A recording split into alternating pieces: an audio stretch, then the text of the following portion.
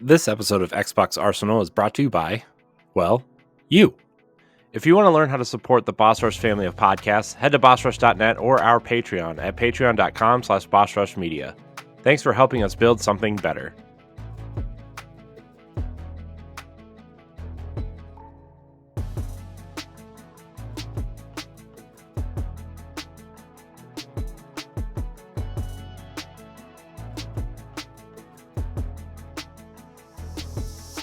Hello, everybody. Welcome back to Xbox Arsenal, the Xbox podcast. I'm one of your hosts, Corey Dirrig, and alongside me, as always, with a fresh cut, Josh Finney. It's true. I cut all my hair off. They said I cut about 14 inches off. Ooh. Yep. Did you donate it? I did not because they were like, yeah, we need to straighten it. Like, you needed to fill out some forms, and we got to put it up and things like that. I'm like, next time I will. Time I will. Sounds like a lot of work. You can't just hand them your hair and say, here? I had a fairly new person cutting my hair too, so I don't think she really knew what to do for that. So it is what it is, but yeah, man, that was one of the quickest haircuts of my life, though. Yeah, I was like, yeah, I was in and out in 15 minutes. I was like, I want my hair cut, but I want to take a lot off. She cut it shorter than I planned. This is at least an inch and a half, 2 inches shorter than I planned. I planned for it to be down past my ears, and well, it didn't get there. So it is what it is. I'm fine. My hair grows fast enough. It's all good. Are you going to grow it out again? Not as long as I did. No. I had actually planned to cut it around the last Christmas. I had planned to cut it. After I got my mom's diagnosis, though, I kept it long just to mess with her. And then, crippling depression kept me from going and getting it cut for a while. So I really planned to cut it about 8 months back. I'll probably grow it out to my shoulders again, but that'll be the longest I'll ever let it get. I'll never let it get as long as it did ever again. My hair, first of all, my hair's gone. Yes. On top. Yes. But second of all, if I let my hair grow out, it goes out. It doesn't go down. So there's some pretty gnarly pictures of me 12, 15 years ago with it Well, with how my hair is now, it's funny when I wash it, I have to remember that my hair poofs when I dry it. Mm-hmm. It hasn't done that with how long my hair was. It hadn't done that because it's just the weight of the water. It was just still coming down. But it likes to poof, so sometimes I'll wake up in the morning and it'll just be on one side. Mm-hmm. It's very funny. I look like I'm a wannabe Final Fantasy character. Nice. Corey, you have show and tell tonight. I do, Josh. I do. So, we on this here channel, the Boss Rush podcast channel, YouTube channel, we interviewed Jeff Gardner, and for those who don't know, he was a producer on Oblivion and Oblivion and Fallout 3. He was the lead producer on Skyrim and Fallout 4, and he was the project lead on Fallout 76. And he just started a new studio called Something Wicked Games about, a year ago at this point. And they're making a game called Weird Song, which is this kind of medieval fantasy set in Portugal, and it sounds really cool. And so I got a package in the mail today, Josh, and I'll put pictures on social media so if you guys want to see. But I got this really nice water bottle, one of the nice ones with a handle with their logo on it, and I got one of these sweet pull string bags. It has been a hot minute since I saw a pull string bag. I'm going to be honest. Yeah, I still have my Destiny one from launch in my closet. Oh my god! Remember those things? I do remember that. I remember getting that, and that was the only time I ever won something they gave away at GameStop at a midnight release. I got one of the marketing posters, which has since been lost to time. Through I've moved about 5 or 6 times since then. It's just been lost over time. Little upset. It was the generic Destiny logo. It's literally the shot that we got at the end of Season of the Seraph, where the Traveler is above Earth. It was that, but with Destiny across. little bummed that I don't have that now. Yeah. I would have liked to have had that. It was good. It was heavy duty. Yeah. It was a good bag. It's a good bag. Mine has a hole in it though, so. But also, I've moved like 4 times since I got it, and Yeah. you know, The I joys mean, of it's a being pull string bag. What do you want from it? It's not like it's gonna no. carry your entire I life mean, around. even a lot of backpacks that are given away like that are cheaply made. So Yeah. But anyways, shout out to Jeff and Something Wicked Games. I'll reach out and try to get him on this show, Josh. I Because would love that. you and him could, well, I'm sure you and him could talk about Fallout and Skyrim for 3 hours and then turn around and talk about Diablo 4 for another 5. Probably. So I have played a lot of Diablo this summer. yeah. So I'll reach out. We'll see if we can get him on here. So if you're listening to the audio podcast, I actually put that interview on last week, so on this feed. So if you guys want to go listen to it, you can. Josh, before we dive into all this news, crazy, a lot of news happened, and Oh my god, a it's lot not of just news. it's not just the FTC stuff. You playing anything interesting or fun or any of those demos that dropped? I started playing Exoprimal this weekend. Oh yeah, how's that? Apparently my view is a lot different from just about anybody else who's playing the game. I think it's bad. This is like the most 5 out of 10 video game I think I've ever played in my life. Oh yeah. See, I heard it was bad from a few people. It's rough. I've seen a lot of people, a shocking amount of people, enjoy it. And so I was playing it with our friend Ray, and it was kind of fun with him. But if you don't get a good team, you're screwed. You're screwed right away. It's so imbalanced. We were going up against guys who are level 30 or 40 already. What? On day 2. Yeah. They have also, the game is super monetized. There's a whole battle pass system. There's individual skins you can buy. It's just I don't know. It feels a little gross. It's really hard to figure out how to party up in the game. I'm not a fan of it. Shooting dinosaurs is only fun for so long, as in my opinion. Yeah. It's I'll play it. I'll probably play the Street Fighter collab when it comes out later this month, and then I'm gonna put it down when they do the Monster Hunter crossover later this year, which they've already announced. Though I'll 100% pick it back up, just because I want to see if I can fight a Rathos with a mech suit. Yeah, I think that would be really fun, but we'll see. That of course would be something cool that this game could do. Yeah. I think Ray said it the best. If this was a movie, I'd absolutely watch this, just with its silly, ridiculous premise. Yeah. So that's all I'm playing. I'm playing Exoprimal, and not playing anything else right now. Nice. I booted up that Sea of Stars demo.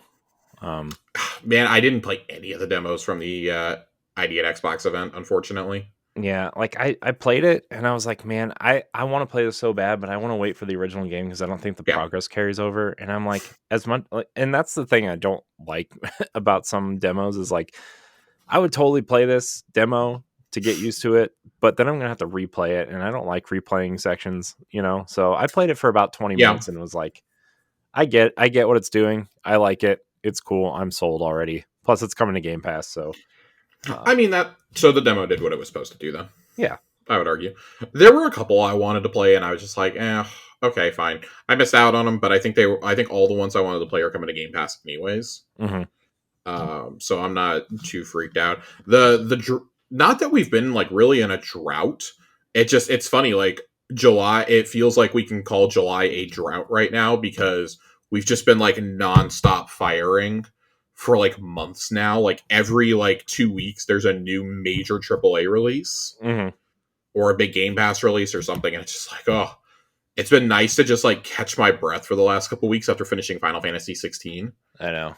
And now I'm like, oh crap, this is probably the last real chance I'm gonna have to work on my backlog, maybe ever. So for a couple of probably for the next year. So it's okay, I think for the next 4 weeks, I'm just gonna sit down. It's heresy to say on an Xbox Bob. I'm gonna sit down. I'm just gonna blow through my PS5 backlog. I've got Ratchet and Clank waiting. I've got Horizon Forbidden West waiting. I want to play the Ghost of Tsushima DLC, which I never got back to. I'll get Kenna Bridge of Spirits downloaded. I'm ready to go, man. I've got like 4 or 5 quality games, and I know that I'm not going to finish them all, but I just like, I want to be able to play enough to be like, yeah, I played this. I can make a good judgment. I got Ghostfire Tokyo downloaded on my Xbox. Nice. I really just want to like get through some of these, because once we hit like that 3rd week of August, that's it. Right. Yeah. That's it. I'm done. Like, we've got a new Destiny season. We've got a reveal event happening. And at that point, I'm on the 1-week countdown to Starfield. So, right. Like Baldur's Gate. Baldur's Gate got moved up if you have a PC. I do not have a PC, so that does not help me at all. Baldur's Gate's still coming out the same day as Starfield. Yeah. So, actually, you want to... I was going to play Final Fantasy 16, but my PlayStation won't turn on, so... Yikes. Yeah, so it's 4 to 6 weeks. Goodbye. So my controller borked itself after like less than 100 hours of playing on my PS5. I had stick drift, but it was so severe I couldn't even go to like the main menu. Yeah. Of the console. It would just immediately go all the way to the right, like just immediately. Yeah. So nothing was playable. And I kind of put it down for a while. A friend of mine sent me a DualSense last year though, and was like, "Hey man, I'm gonna send you a DualSense because I just won a lot of money on a parlay that I placed." He won like $5,000 on a bet, and he was like, "I'm sending you a DualSense."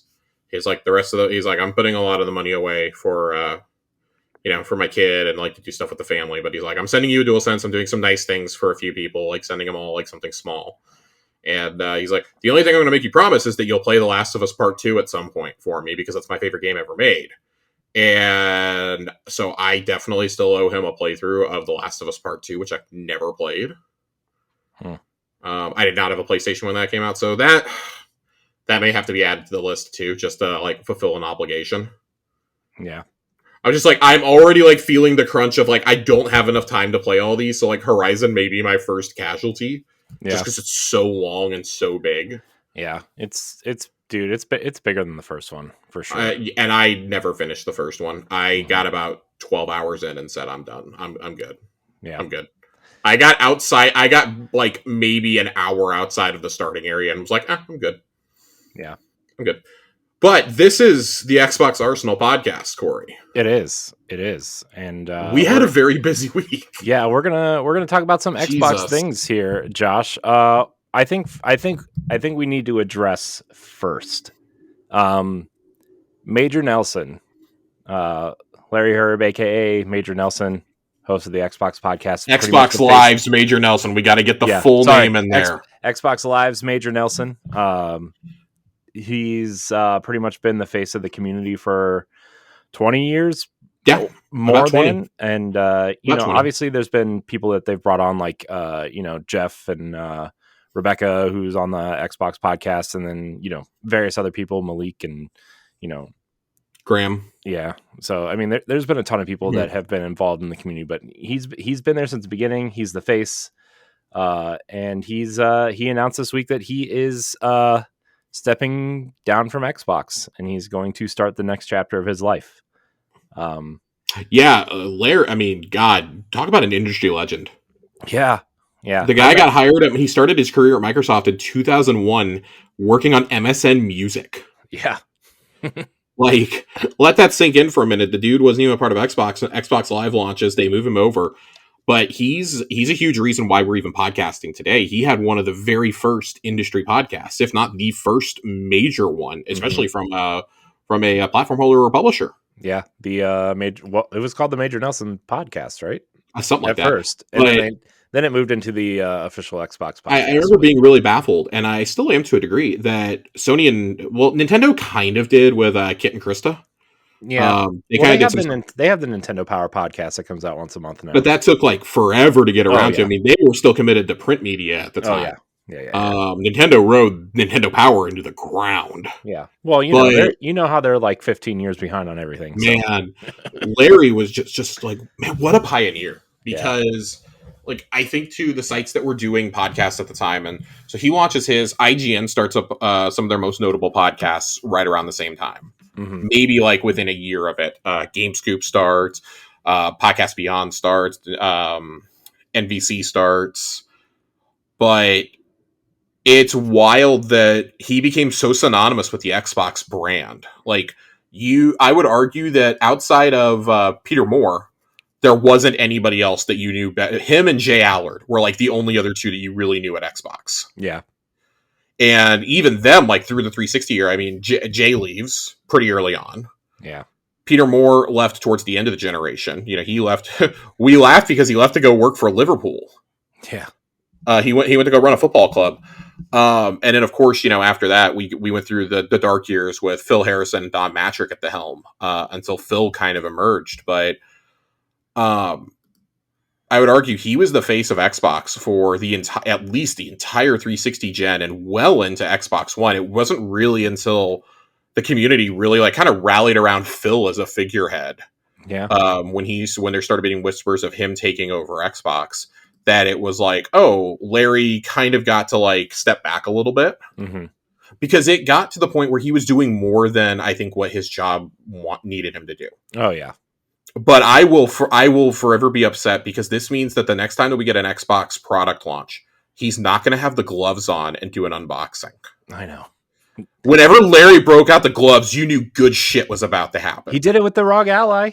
That was the last thing he's ever going to unbox. God, I completely missed that. I'm going to need to go watch that then because Larry's videos used to be the thing that I waited for the most around product launches. Yeah. It was just so great.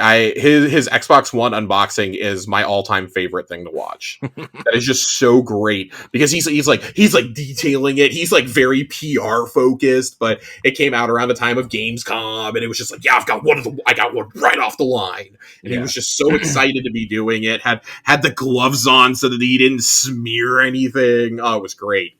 Yeah. It was great. The close-up angles. But you look at how that whole department has really grown. And it's crazy. Like, I mean, you look at some of the people you have working at Xbox Wire, you look at the social team. I mean, like, look at the work Stein's doing with social. Look at, you talk about memory, like Malik is one of the guys they have up and coming as a host, Yeah. Tina Amini runs Xbox Wire now. Yeah. Like, it's crazy the amount of talent that they have stockpiled over like the last 5 to 10 years. And you don't get to that point without Larry being who he is. Oh, no way.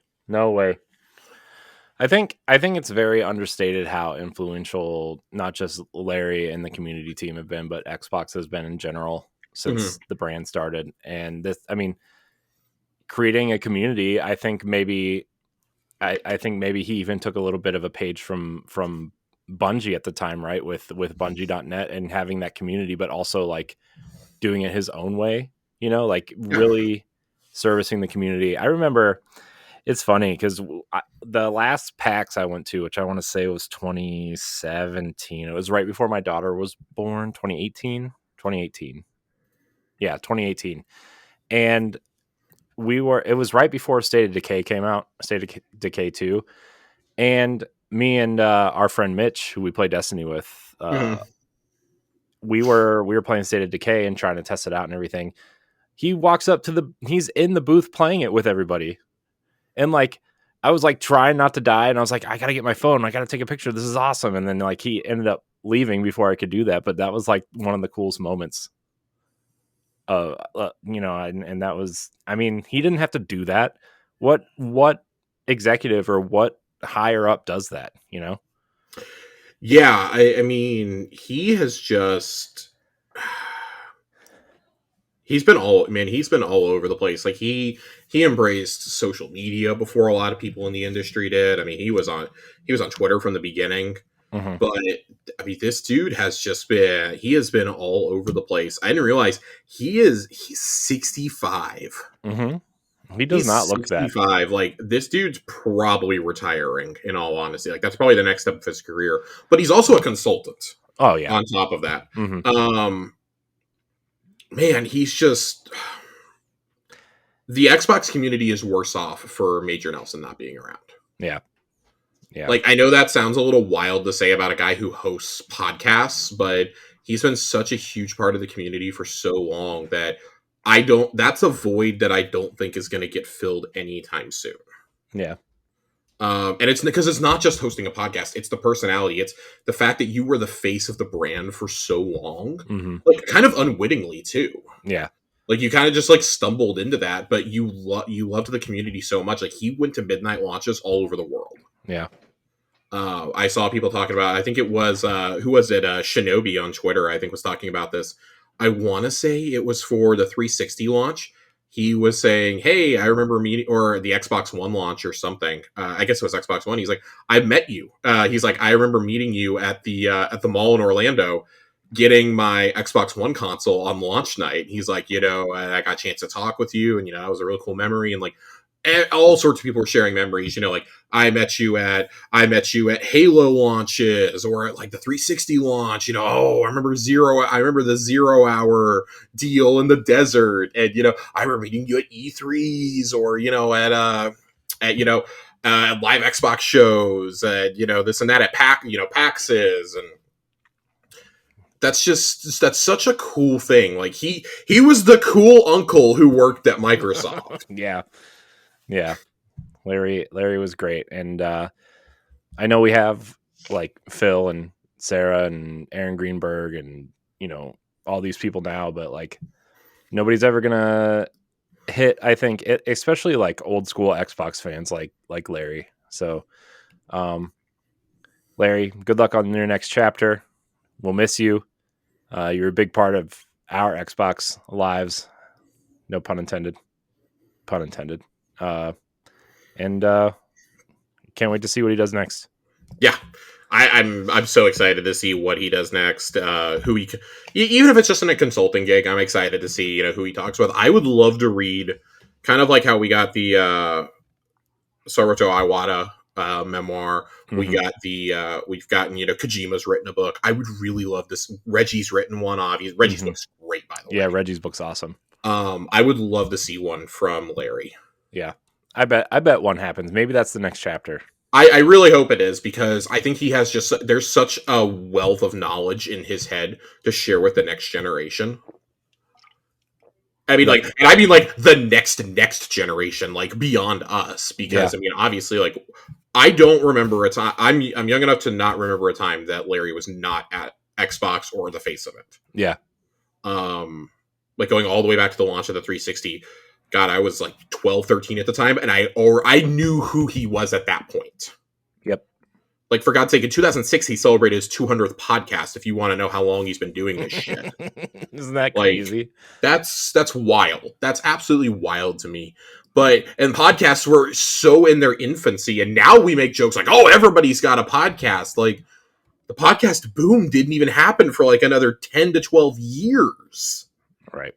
So that's just, man, a guy who was just really the last thing I think I can say about him. A guy who was ahead of the curve in every single way, who was ahead of market trends, who saw where tech was going, just always had a keen eye for stuff.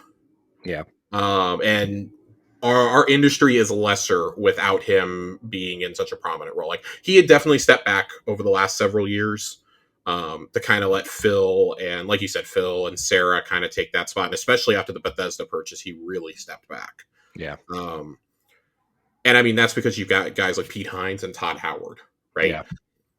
But I think it's also symbolic of what Xbox became. Xbox didn't need a figurehead anymore because they have creatives who can speak to their own stuff now. You have Tim Schafer's you have Tim Schafer's in your country. You have Fergus. You have guys like Josh Sawyer. Like, you have guys who want to interact with the community, and they hadn't really had that before. So, yeah. Yep. He's man. It's just crazy. It's so crazy.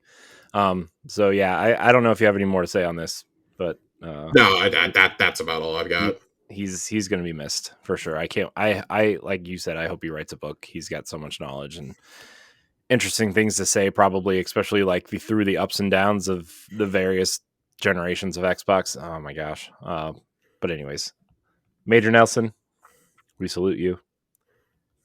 Can't wait for your next chapter. Yep. Oh boy, Josh. Speaking of chapters, with the exit of Major Nelson, Xbox Live Gold is also exiting. Oh man, a moment of silence for a fallen warrior. Just again, like things that are synonymous with the Xbox brand, Xbox Live. Yeah. Can we so for those who haven't seen yet, so Xbox Live Gold, which is the what is it, $60 a year now online subscription, Yes.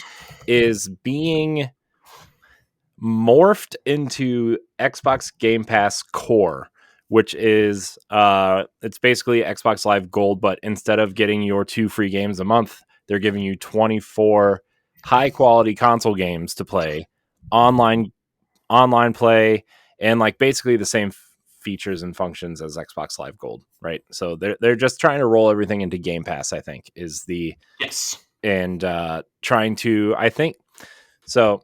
I have words about this, but I think they're trying to encourage people to just bump up to Ultimate, and everybody gets Ultimate, and because it's funny because for $1 more, you get regular Game Pass on console, but no online play.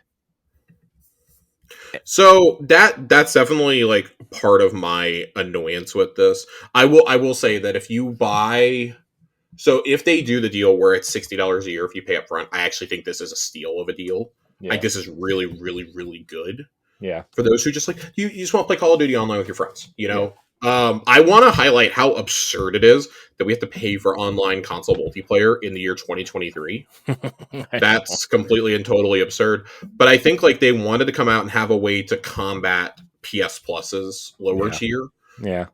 I'm not sad to see games with Gold go. That is a program that just Microsoft never really seemed to give a shit about. I mean, they haven't since Game Pass started, at least. You had one solid year of it, and it was pretty soon after they announced original Xbox games would be brought to backwards compatibility, because they did a whole year where it was like every month you were getting old Star Wars games, it felt like. And so like I have every backwards compatible Star Wars game because they were all given away. Yeah. That was cool. Like we got Breakdown given to us. You got some classic 360 games in there, but the Xbox One games never really lived up to the expectation. Like you look at, for example, you look at whatever they have this. I can't even tell you what they have this month. I think it's like Adios and something else. Mm-hmm. Over on PS Plus, you're getting Black Ops Cold War. you're getting Black Ops Cold War, Alan Wake Remastered, and Endling Extinction is Forever. Like what on earth? So for PS Plus Essentials, you just get your PS Plus games. You don't get anything else. So this kind of combats that tier, but I will say, I think they should have just gotten rid of it altogether and just made console Game Pass with multiplayer be the base tier. There should only be 3 tiers. It should be console, PC, or Ultimate. That's all it should be. There's no reason for Core to exist. Even if I think that the library there is actually really good as an intro to Game Pass. Yeah. It's almost all first-party stuff. There's only 2 games that are not first-party, but there is a game from every single studio that they own. Actually, there's 4 games on here that are not first-party games. But you look at this, and I mean, Among Us, Descenders, Dishonored 2, Doom Eternal, Fable Anniversary, Fallout 4, Fallout 76, Forza Horizon 4, Gears 5, Grounded, Halo 5, Halo Wars 2, Hellblade, Human Fall Flat, Inside, Ori and the Will of the Wisps, Psychonauts 2, State of Decay 2, ESO, Tamriel Unlimited.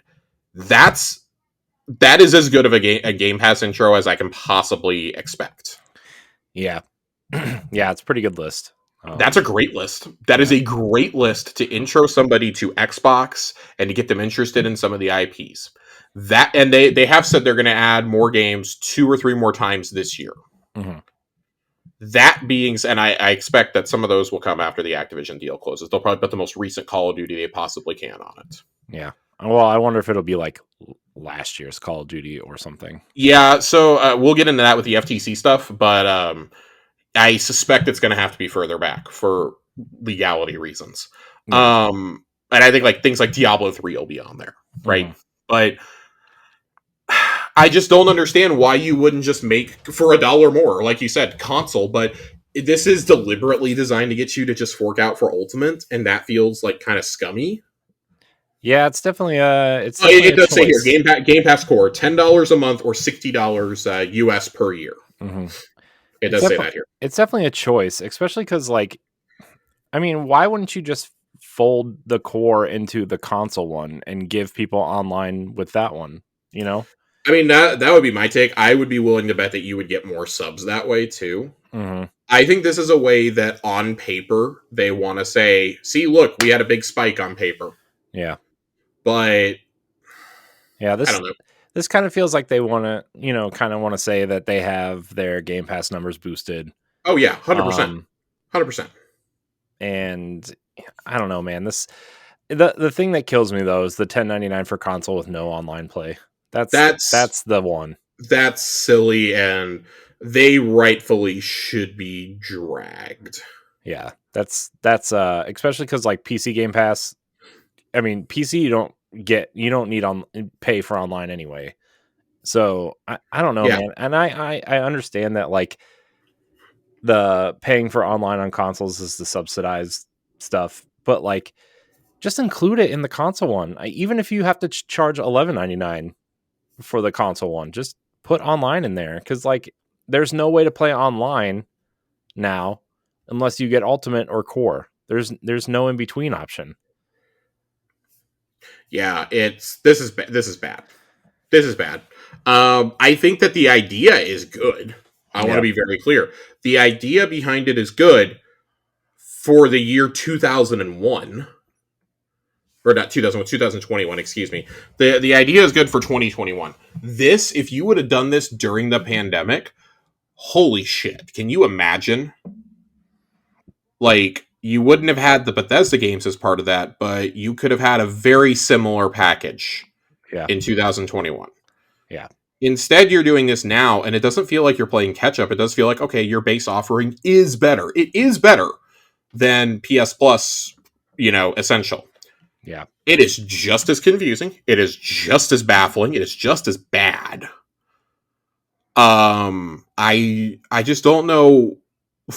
For all the great decisions that they've made around Xbox Live for all these years, and the good decisions they made around Game Pass, this is a bad one. Why on earth would you do this? Right.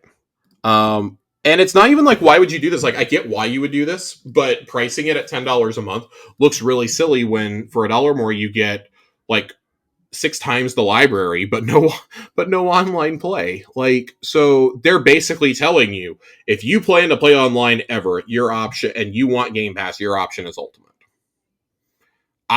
This has to get walked back. Yeah. I wonder how fast it's going to take them to walk back, because like, yes, this is good on paper. This is really bad execution though. Mm-hmm. Yeah. Yeah, it's a choice for sure. I'm kind of disappointed in the choice. It almost would have been better if you had no online play for Core and then you gave people online play for console. I think that would have caused a problem for those of us who aren't chronically online. Well, honestly, I think especially because a lot of the games that I think, especially kids, right, like play, like Fortnite is free to play. And, a lot of these battle royales are free to play, and Halo is free to play, and stuff like Destiny is free to play, where like you don't need an Xbox Live Gold subscription to play those, and this would be a better way to get people into the ecosystem. And then if you want to upgrade, I don't know. This just feels weird. I don't like it. This feels weird, and with there being multiple tiers now, it almost makes me wonder if they're going to start restricting certain games to Ultimate down the line, aka Call of Duty. Yeah. The newest Call of Duty could be locked to Ultimate, which wouldn't shock me. I'm actually a little surprised they aren't pulling this with Starfield, to be honest with you. Yeah, when they acquired Bethesda, I thought maybe the like Xbox Game Studios games will be on Game Pass, but if you want Bethesda's games, you have to pay for Ultimate, and if you want Activision Blizzard's game, you have to pay for Ultimate. That's where I thought that was. I do suspect that you're gonna run into that case pretty soon, and I think it's gonna be with Activision. Yeah. I don't think they'll walk back Bethesda, because again, I think that like that acquisition is totally different than the Activision one. But I would say like that, or like if it's like a major third party game, I could see that being restricted to Ultimate. Yeah. Something like Silksong, I could see being restricted to Ultimate. Just like, as when it comes out, it's going to be the biggest indie of the year, right? Yeah. Or something like I don't think they'll do this, but with like Persona, but if say Outriders had been exclusive to Ultimate, Yeah. There are things that I could see be getting that restriction in the future. But I mean, if you put Call of Duty on there and it's an exclusive, like, people will follow. You already have the deal with EA, which is only available through Ultimate. So adding Call of Duty, well, that's, kind of a dream destination for a lot of these people who buy like 3 games a year. Yeah. If you can get it all in one sub. Get it all out of one sub and buy 2K on its own. Yeah. So I'm not quite sure who this is for. It's a good idea. It's just like 2 or 3 years too late. Yeah. And it would be fine if the next step up, and to be honest, we would be having a completely different conversation if Game Pass console had online play included, which it was always weird that it didn't. Yeah. That's the kicker.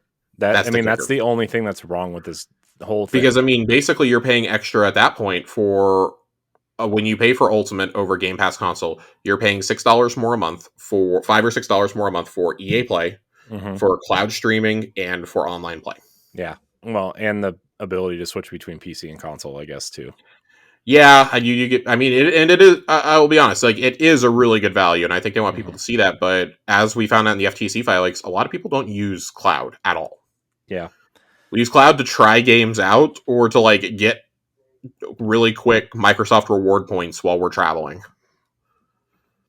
Yeah, I also use it to try out a game if I'm interested in it, but that's very rare. Yeah.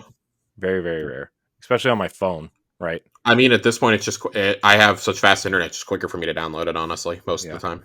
Yeah, I also use it if I'm downloading a game and I want to play it right away. That's fair. So, I did that with Redfall, although I don't know. I don't know if I played it after it was done downloading. So, God, Redfall.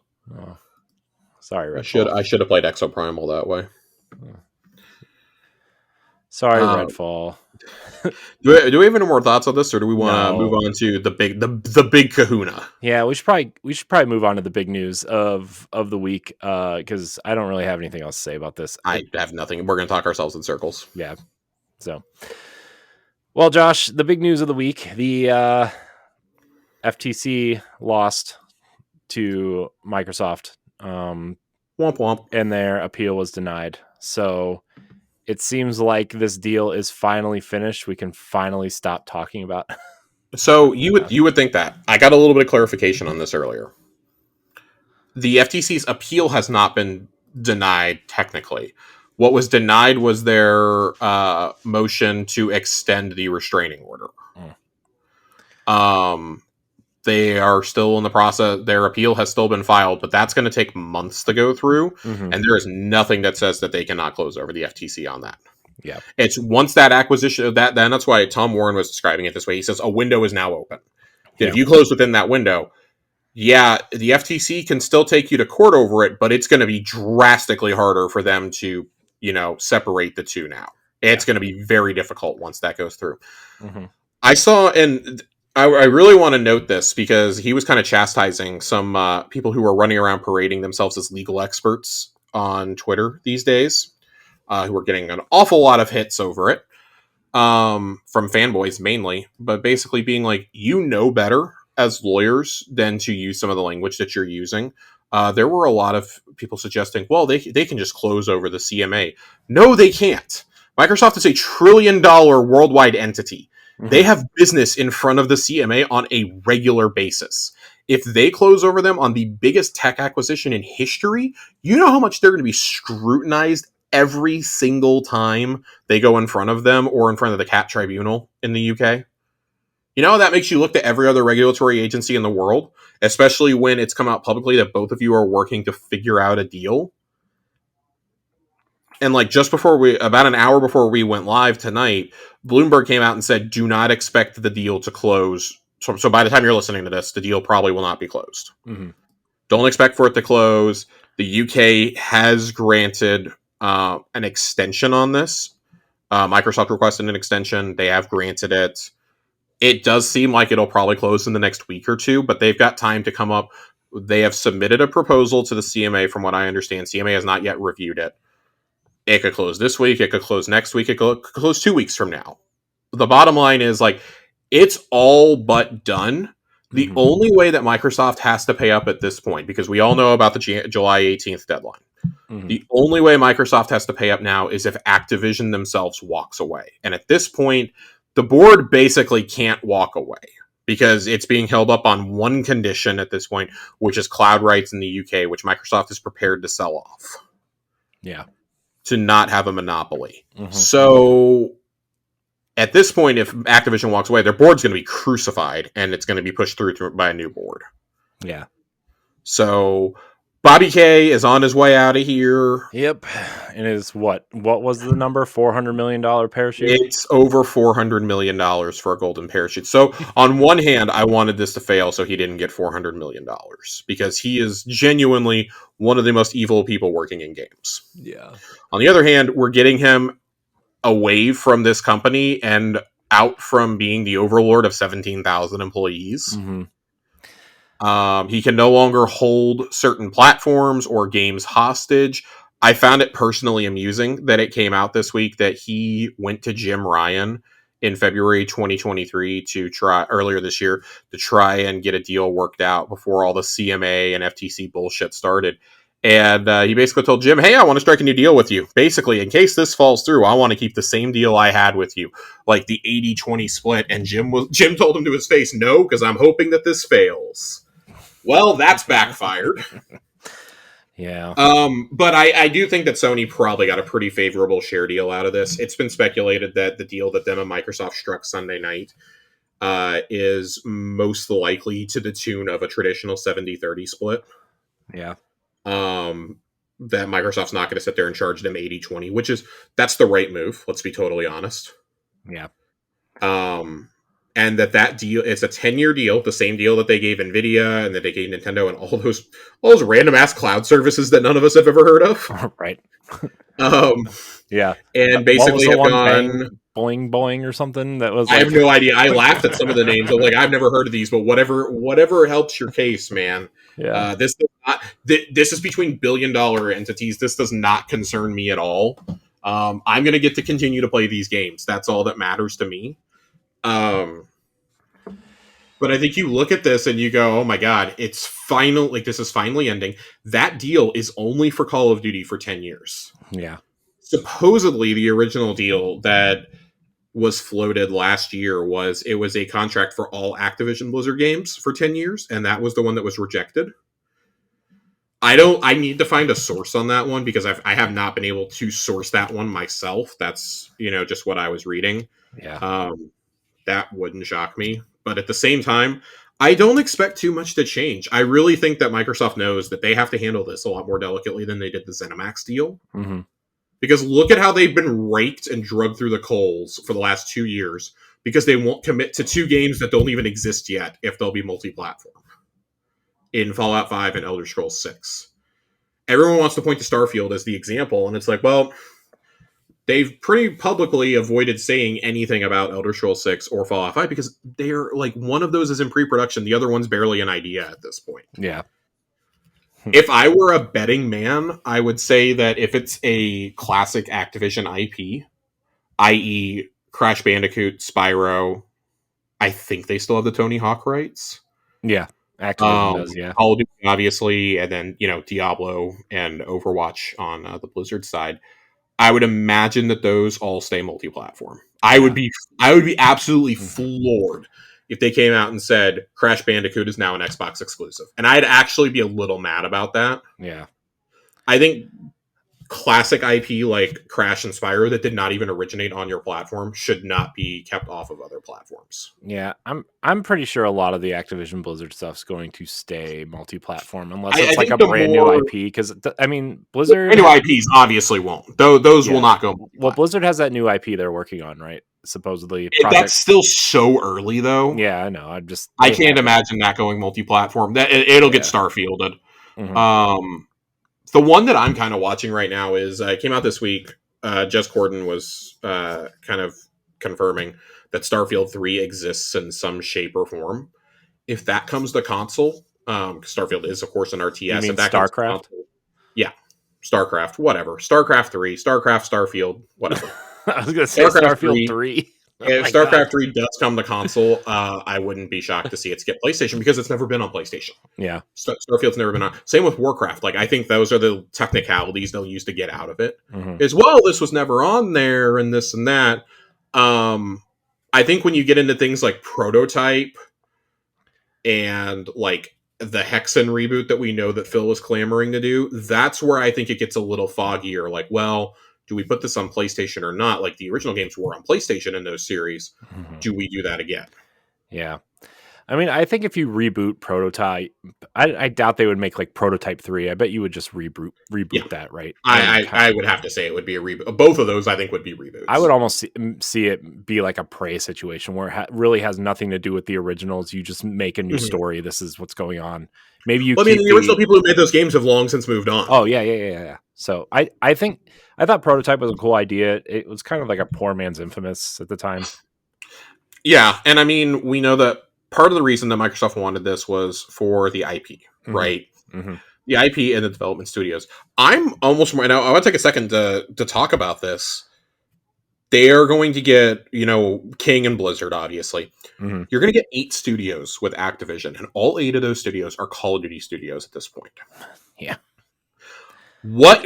So, like, let's talk about like what a breakdown looks like between the 4 main studios and the 4 support studios.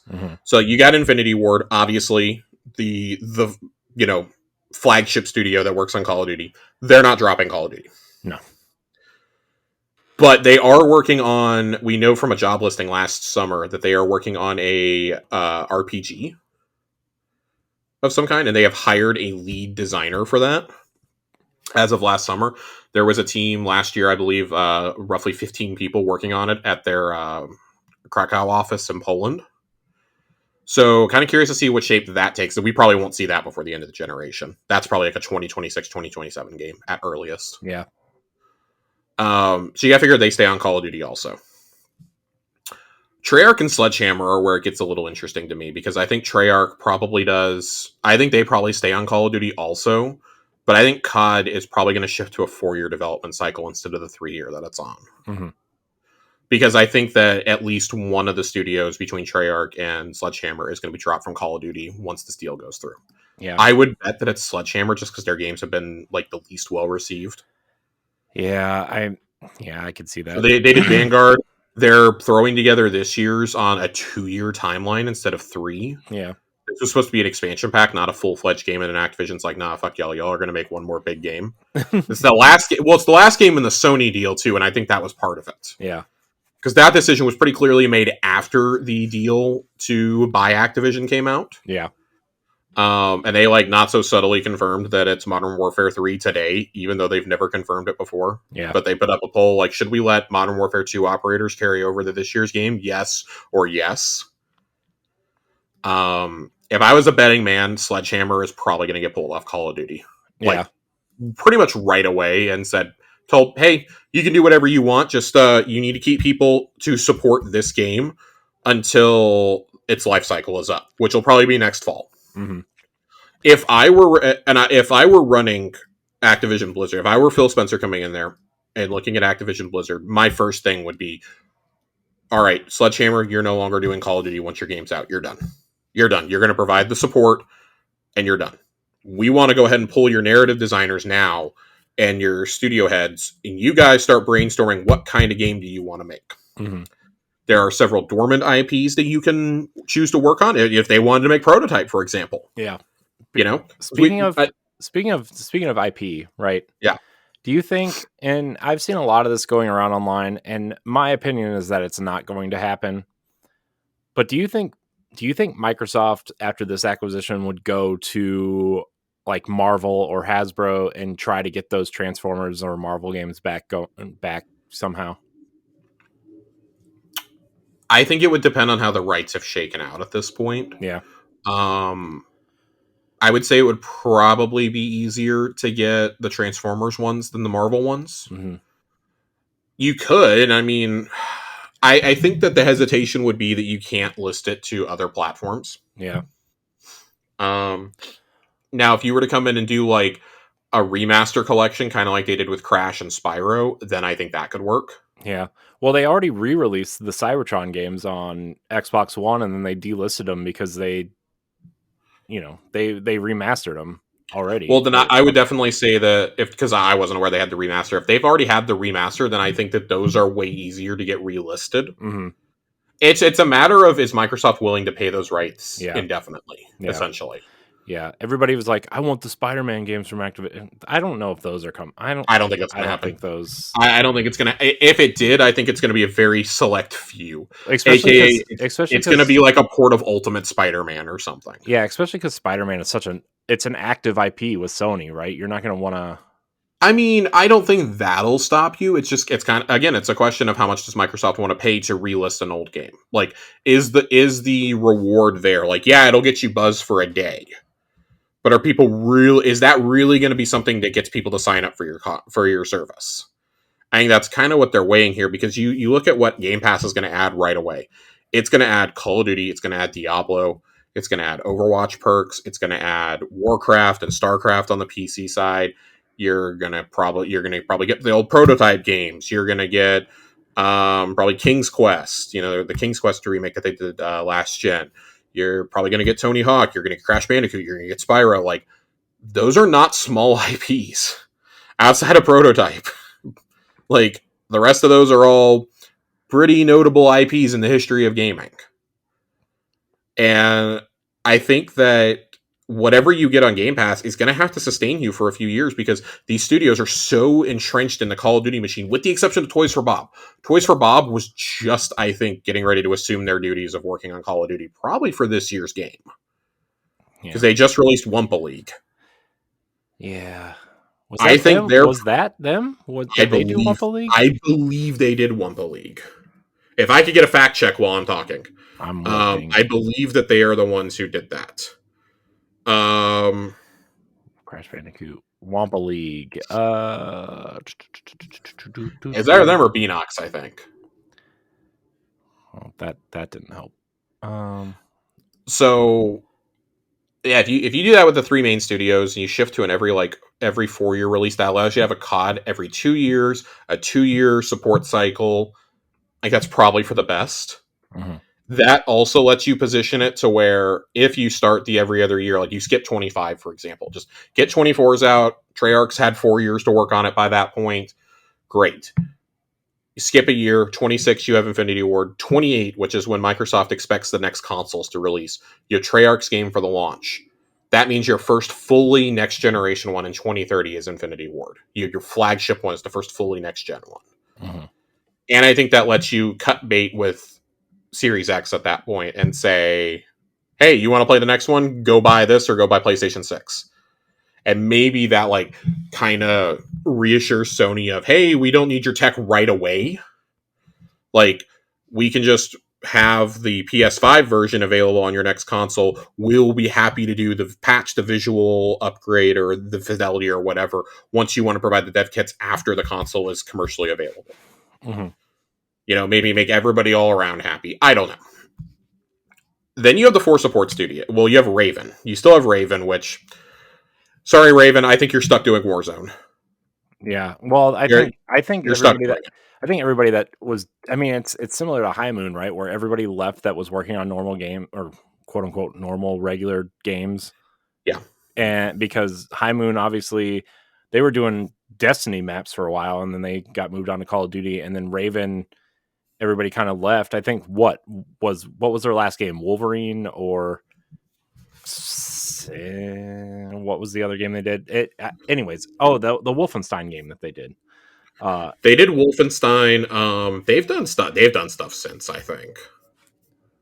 But regardless, they're like the lead developer on Warzone, so they're not developing anything.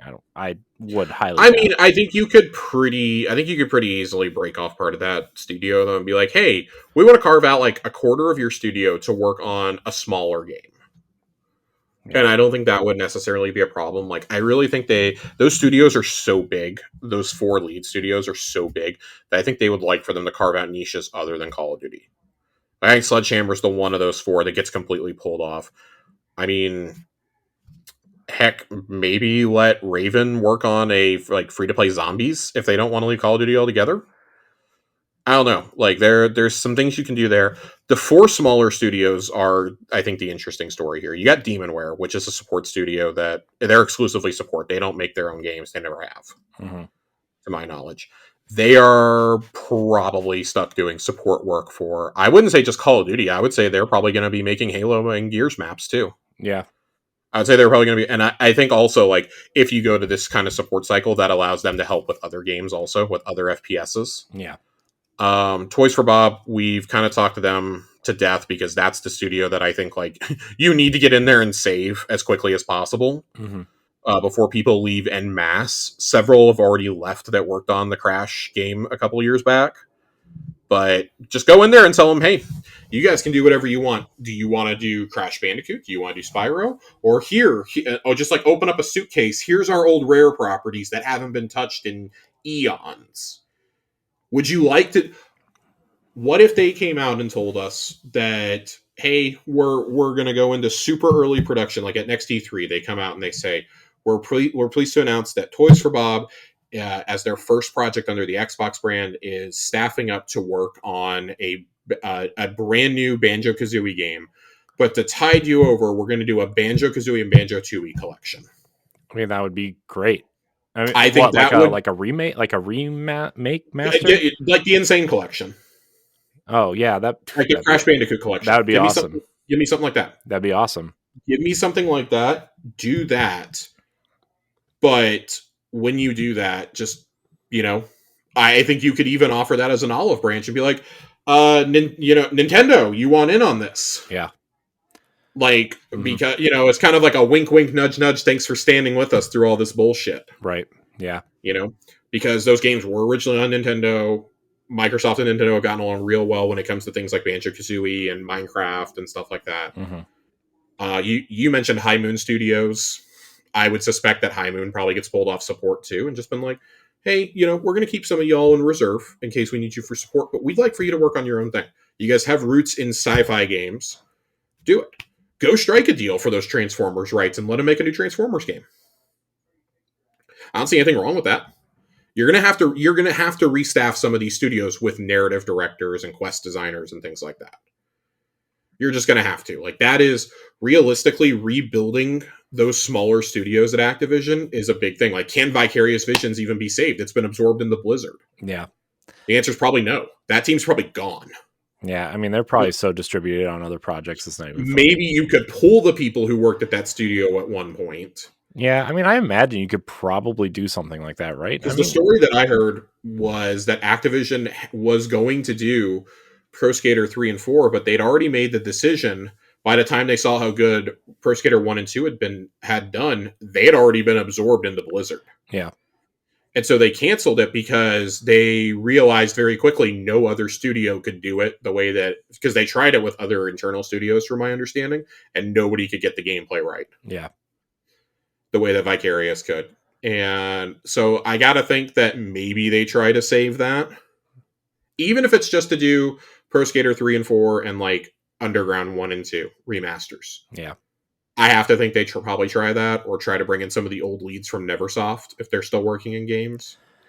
Yeah, I wonder. I mean, there's so many possibilities they could do with all these studios and IP and swapping around and, I don't know. The other thing I wanted to bring up regarding Raven, though, the more that I think about it, they are the studio that, of course, they worked on, X-Men Origins Wolverine, like you pointed out. They did Ultimate Alliance 1, Singularity, Quake 4. They also did the X-Men Legends and the Star Wars Jedi Knight games. Yeah. Man, just what? They did Hexen also. Hexen was them. Yeah. There's a lot. Raven has a pretty storied history. I'd be pretty upset, I think, if I saw them just like become permanently like Call of Duty land. Yeah. Even though they have been, but they have a pretty close affiliation with, or history with id Software going back, years and years and years. That's actually kind of funny to think about because I hadn't even made that connection. Well, I mean, the Call of Duty engine is built off of some sort of altered id tech, right? I mean, at least originally it was. So. Yeah, and I'd be Oh God, what was the other? There was one. I feel like there was one other studio that they're acquiring and all this that I don't. Beanox. That's what I was trying to think of. Mm-hmm. Beanox has worked on other things besides just Call of Duty in recent years.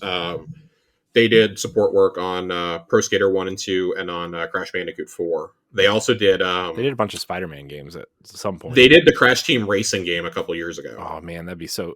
Dude, they could do some sort of Crash Team Racing again, or Yep. like a not Diddy Kong Racing. Yeah. So other things that Beanox has worked on over the years includes Spider-Man Shattered Dimensions and Edge of Time, The Amazing Spider-Man 1 and 2, the Skylanders series, which they co-developed with Vicarious Visions and Toys for Bob. Mm-hmm. And then they've done support work on the last several Call of Duty games. Yeah. Well, not the last several. They haven't supported one since 2020. So that leads me to believe they're probably supporting this year's. Yeah, probably. You're probably right. The moral of the story is free some of these developers. Yeah, I mean, especially if they move Call of Duty off of a yearly schedule, I feel like that would help so much. Free up some of these studios. Well, I mean, because if you don't switch to like an every couple of year rotation with Call of Duty, the other problem is you're gonna steamroll your own franchises because I mean, you're gonna want Halo to breathe in there. You're gonna want Gears to breathe in there. You're gonna want Perfect Dark if it ends up. Being the shooter franchises alone that you have, like that's leaving out like shooter adjacent franchises like Perfect Dark. Yeah, you have Halo, you have Gears of War, Doom, Wolfenstein, Quake. You do have the rights to Quake, by the way, which we're pretty sure is the next id Software game. Mm-hmm. Yeah. You have Deathloop, which is shooter adjacent. You have Perfect Dark, shooter adjacent. Like, you're going to have Call of Duty. You're going to have Overwatch. Mm-hmm. And that's not counting things that you have the rights to. So, Syndicate. They haven't had anything in recent memory like Hexen and Prototype. So, like, you have to let these other franchises breathe and these other games breathe. It just can't be Call of Duty all the time. I think Phil is smart enough to understand that your premium offerings can be every couple of years. Your everyday game is going to be Warzone. Mm-hmm. Yeah. But I also do wonder if acquiring the third biggest battle royale in the world, is that going to make them pump the brakes on the initiative to do Halo as a BR? I don't know. I kind of feel like Halo and Call of Duty are two different audiences for the most part. I'm not sure. I'm not sure anymore. I'm not sure what the audience for Halo is anymore. Although, did you see that Black Ops 2 had a bigger player base than Halo Infinite? Well, I did, and I think that's the other thing is if you announce that Call of Duty is going to take a year off, even if it's next year, but hey, the game's on, we're going to boot the servers back up on 360. Mm-hmm. Or and like do some server work on like even like the PS4 and Xbox One games. I think a lot of people would flock to those. Mm-hmm. And there's nothing wrong with that. Mm-hmm. So, a little curious to see what ends up happening there. There's just so many talented teams, though, and like I think we've lost sight. When they started working on this deal, it was 10,000 workers. Activision has hired 7,000 workers approximately in the last 18 months. Yeah. And that's crazy. Like, so you now have to absorb all those employees. You have to figure out how to get them integrated. That's going to take years, by the way, to get them integrated into Microsoft proper, which is largely why they're going to keep Activision Blizzard King separate. And your other great challenge is, how do we transform King from being basically a match 3 developer and a gacha developer into an actual like mobile powerhouse? Right. You can have your Candy Crush shit, but y'all are going to hire actual developers who want to make good mobile content. Yeah. Because that's going to be them and Blizzard. Mm-hmm. Blizzard's mobile divisions are going to be the cornerstone of what will become Xbox Mobile. Right. And then Bethesda has what's it called? Roundhouse? That's not right. Roundhouse. Roundhouse is an actual developer. Who's their mobile developer? They're a console developer, not actual developer. That was really poor wording on my part. AlphaDog is the mobile developer. Yeah, that they have AlphaDog and they have Bethesda Montreal. Yeah, which have worked those studios. AlphaDog is a fairly new team. They've released Mighty Doom, I believe, as their first game. But Bethesda Montreal did Fallout Shelter, Blades, and ESO Legends. The card battler. Yeah. I'm curious to see what they do with Blizzard's mobile division, because we know that Blizzard has at least one mobile game in development right now that's unannounced, and that they have canceled a Warcraft game in the last couple of months. In like the last 6 to 12 months, they've canceled a mobile game for Warcraft. I have to think the other mobile game is either a brand new IP or it's StarCraft. I wonder if StarCraft Mobile would make sense. I mean, if you do it as like a tactical shooter, it would. Yeah. Which, let's face it, StarCraft is probably the franchise that needs to move most into the 21st century over there. Oh, yeah. Dude, that I almost wonder, you and I wondered aloud on one of the last Arsenal X episodes that we did about the initial announcement of this. Could we see the return of something like Call of Duty, of StarCraft Ghost? Yeah. Could we see a concept like that play out again? Yeah. I mean, you could do StarCraft Ghost. You could do StarCraft Tactics in a almost like an XCOM style way, right? That would make a lot of sense. Flash damage. What are they doing these days? Right. Like seriously. Yeah, I know. I know. I feel like Splash Damage just announced the game. Actually, they're owned by Tencent now, so I'm like being kind of facetious about this. They're developing that Transformers Reactivate game. Very curious to see how that turns out. It's a VR game, right? That's a VR game. Is that not a VR game? I don't know. I don't know enough about it. The Transformers license is hopping these days, though. Nope, coming to PC and consoles. Okay, interesting. All right. Well, I mean, I think that you could pretty easily do some tactics on that end. Part of me hopes it's just a new IP, honestly. Yeah. Like, we've seen that Riot has had some success doing that, or having things very loosely connected to League. Right. And they've had pretty good success over there, so I'd be interested to see if they could do that. Yeah, that'd be cool. If maybe Xbox could replicate it. Yeah. It'd be cool. I hope they can integrate this. I hope they kind of learn some of their lessons from Blizzard or from Bethesda, and kind of being more communicative. I hope they communicate. They need to be more hands-on. Right? Yeah. I'm going to be honest. Phil needs to come in there, and one of the things that he's going to have to do is he has to put somebody he trusts over there.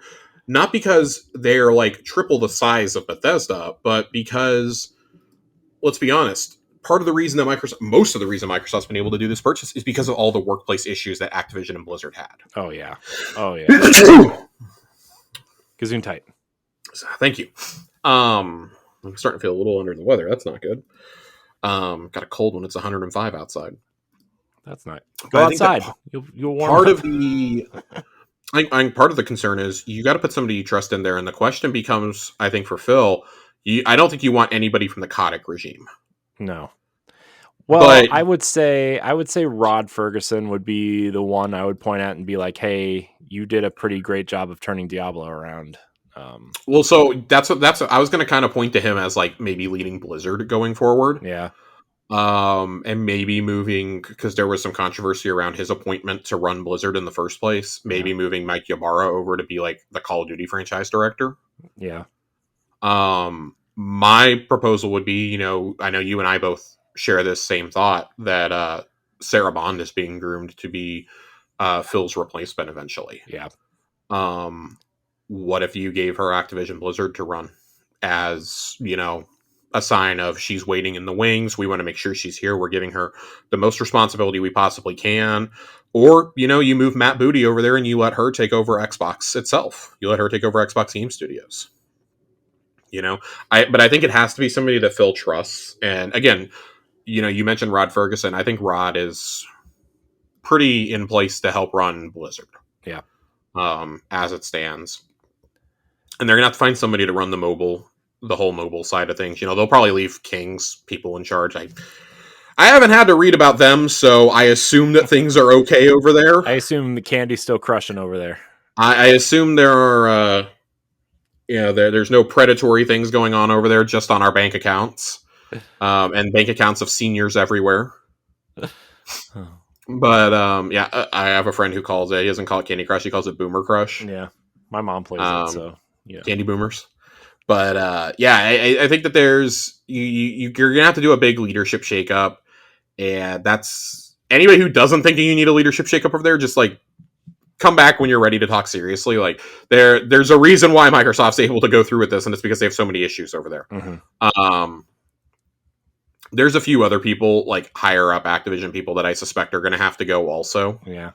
But I do think they'll probably keep some of the members of the board in there during the transitionary phase. Yeah, sure. And if I remember reading correctly, they are going to appoint a few of the Activision board to the Xbox board. Yeah. They're going to grant them some board seats, while still making sure that Microsoft and Bethesda retain major control. So I'm just curious to see how this all shakes out. I mean, we're just now seeing Bethesda's integration come into play, right? So, and they've been a part of the Xbox family for 2 years, a little over 2 years now, going on 2.5 years. It's been almost 3 years since the announcement.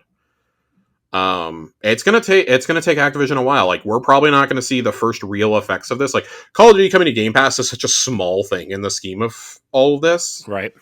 That you're probably not going to see the real effects of this on the industry until like 2026, 2027. Yeah. Like, we're gonna be relitigating this in like 5 years, going, was this a good idea or not? And I'm probably still gonna be sitting here going, there's not enough data. I don't know if I can tell you that, yes or no. Like, I'm dead ass. Yeah. I'm dead ass about it. I would expect Activision, and I think Activision is gonna go pretty quiet for the rest of the generation, outside of, Call of Duty and, maybe a couple reboots here and there. I don't expect to hear much from them. Just heads down working. Yep. Yeah. And kind of adopt the Blizzard and Bethesda mantras of just fucking work. Yeah. Just fucking work. Let's not have any more controversies. Let's, work on rebuilding the culture within this company. Let's get it to a place where we can say proudly, yes, this is a part of Xbox. This is a part of Microsoft. They have our values, and not whatever the fuck was going on at Blizzard and at some of these Activision studios, under Bobby Kotick's watch. Yep. And let's make it to where a guy like that can never wield that much power in the industry ever again while we're at it. Yeah. What do you think is really going to happen to him? You think he's just going to be some sort of a consultant? I mean, he's a rich fuck, so he's probably going to invest in something. He seems to really like Web3 and blockchain tech, so I expect him to do that. I don't know, fund startups, or yeah. I mean, I could see him weaseling his way into a company like EA or Ubisoft, honestly. Oh man, what if he took that money and like either invested in Ubisoft to become, oh my gosh, what if he started leading Ubisoft? Oh god.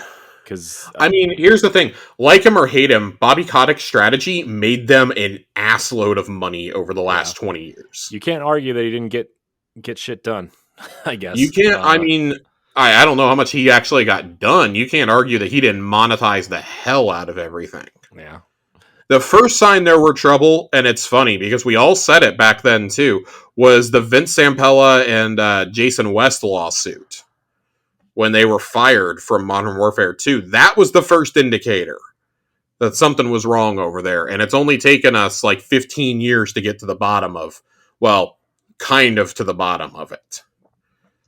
It was really all the stuff at Blizzard that pushed this to the forefront, him fighting these lawsuits in California. So now I'm kind of curious to see, like, when this is settled, do those get settled too? Does Microsoft just say, we will pay whatever it takes to make this go away now? We are not going to fight this anymore. These guys were in the wrong. It's over. We're not defending them. They were not a part of our company. We will pay whatever settlement we need to. It's like the riot settlements just came out recently for the sexual harassment suits over there, and oh boy, those were yikes. Those were hefty. Those are hefty. I saw people saying, 3-4 times what I made in my entire tenure there, or for my final year's salary there. Like, just absolutely insane. And I mean, that's what happens when you're a piece of shit and you get found out, or you foster an environment, of, misogynistic or racist behavior. That's what happens. Yeah. Microsoft was really, really hard for you not to think of Blizzard as the place where sex crimes were happening anymore, and really, really, really remember all those good times you had when Overwatch first came out? Remember the summer of Diablo 4? That's the shit we want you thinking about when you play these games and see that logo. That's true. I mean, all it took was like Diablo 2 Resurrected to change everybody's mind, right? I mean, I think Diablo 2 Resurrected definitely was a step in that right direction, I think. Yeah. Well, not right direction, but it was a step in that direction. Mm-hmm. I would argue, like, the first major public beta for Diablo 4 this year is where a lot of us just went, yeah, okay, Blizzard. Yeah. And it's like, and I'm not saying this to shame anybody who's really enjoyed Diablo 4. I've put in probably like 150 hours of Diablo 4 so far, and I've really, really enjoyed it. But you can enjoy art while also being aware of what happened leading up to that art coming out. Yeah. Or in the creation of it. And you can understand why the original game director and why the original like lead writer and things like that had to all be removed from, not just from the game, but from the company. Yeah.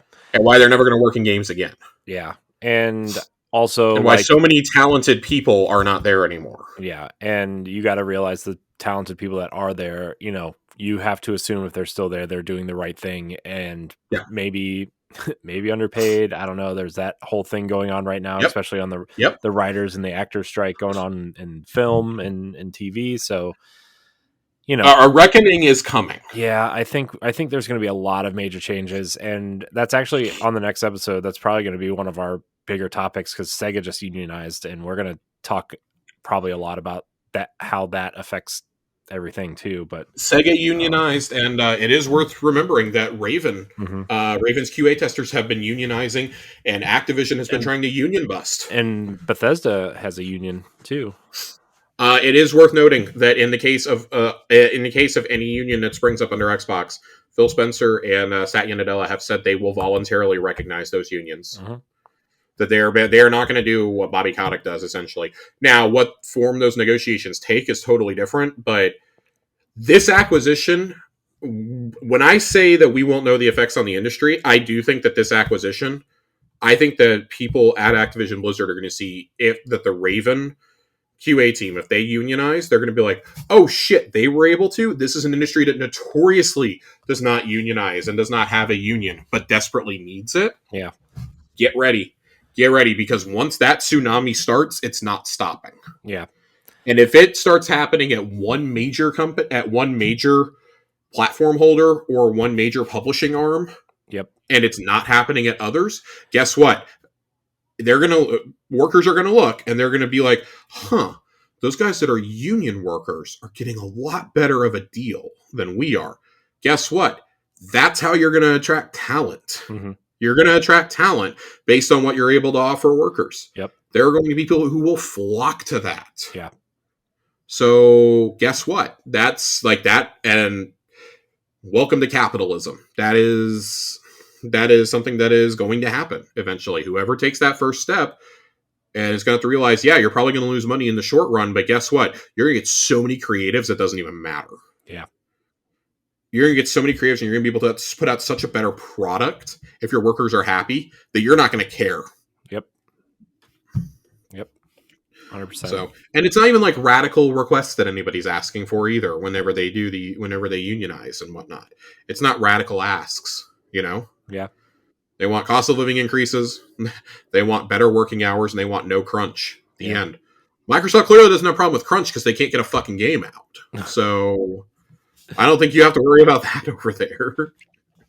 Oh, burn. I mean, am I wrong? No, I know. I'm just saying.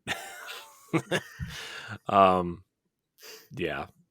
Well, Josh, do we have anything else we want to talk about before we head on out? No, I do think we had a question tonight. Did though. We? From I believe we had a question from Todd. Oh yeah, we did have a question from Todd. Okay, so our friend over from Secret Friends Unite, Todd Oxtra, he asked. I forgot about this. I wish we would have answered it during that segment of the show. Do you like Game Pass Core, or should they have just added console online play to console Game Pass? Console online play to console Game Pass. Yeah, they should have just done that.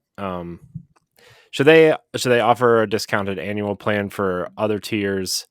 Yes. I think they did for Game Pass regular for at some point. They used to, I believe. Yeah. I think even if you were to buy Ultimate, you might get... No, I don't think you do get a discount if you buy a full year up front. Well, Ultimate, you can't buy it. You can only buy it in 3-month chunks. Yeah, they need to fix that. They need to offer... Again, sacrifice a little bit. Sacrifice like $20 a profit off of each sub if you can let us do it for a full year. Yeah. I just saying. Yeah. Charge me for 10 and give me 2 months free. I don't know. Yeah. I don't know. I don't know how that all works. And do you think we're still getting a family plan? Yes. Yes, I do. I think that part of the reason why it got removed from the beta is, one, because they're going to change up the tiers, but two, they need to figure out if this plan is even going to work. Yeah.